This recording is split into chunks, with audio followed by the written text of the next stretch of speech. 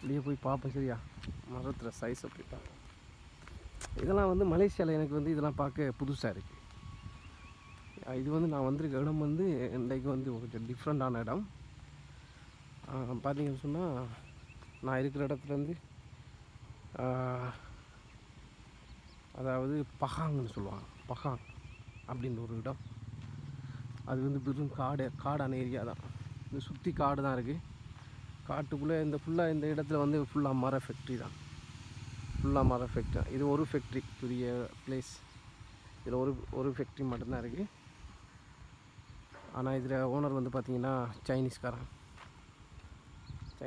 Owner. பார்த்திங்களா மரத்தை, இவ்வளோ பெரிய மரத்தை நான் பார்த்ததே இல்லைடாப்பா.